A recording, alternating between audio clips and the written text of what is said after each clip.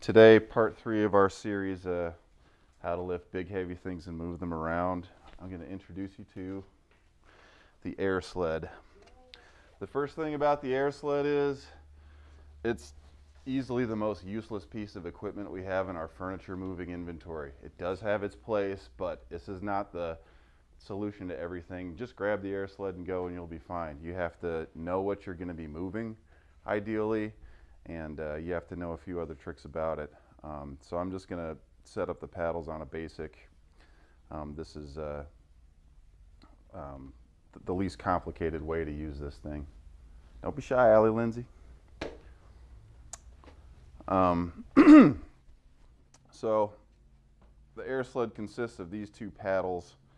They're basically miniature hovercrafts. They've got this tough rubber material, and then I don't know if everyone can see it, there's holes in the bottom of it, and you slide this underneath the piece, plug in what is essentially a vacuum blower, and it inflates the rubber part so that the furniture floats on a cushion of air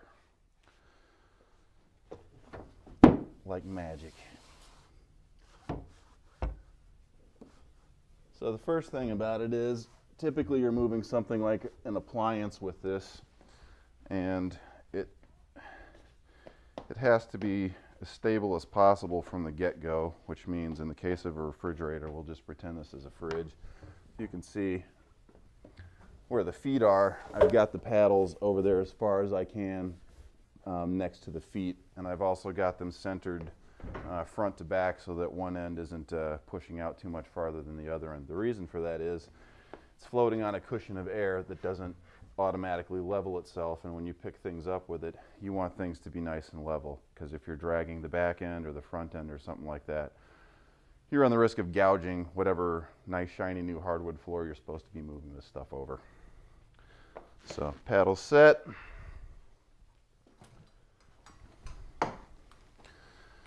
This is it. This is where the magic happens. This is essentially just a vacuum blower. It pulls 11 1/4 amps, so whatever you're plugging into, you ought not to have the, TV, other vacuum cleaner, and a DHU and 5 fans plugged into the same circuit. It's pretty much got to be a circuit that's unoccupied. These just friction fit down into the ports there.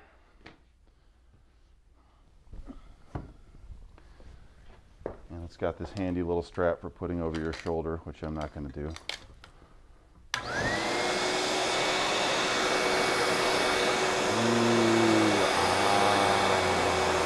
at that.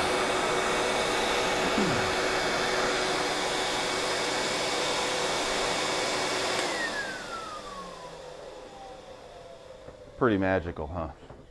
So, again, if you have the paddles not centered underneath of it, you're going to get goofy behavior out of it. So it lifts up the back end, and now it's not so magical.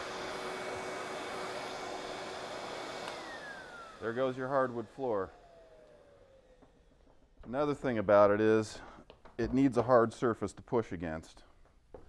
It doesn't work very well on carpet at all, even on this low level loop carpet that we have in here.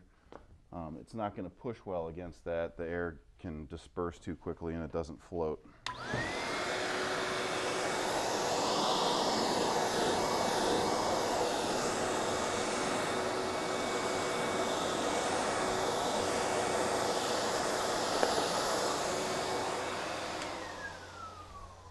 Occasionally you'll have to move something over carpet though.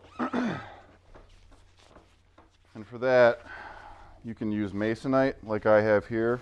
In fact, you should probably have masonite with you anyway if you're moving a bunch of heavy stuff around a house, because you'll probably need it.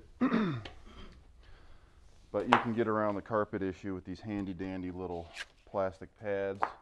We got 4 of them in the kit so that it makes a little trail that you can just keep laying to in front.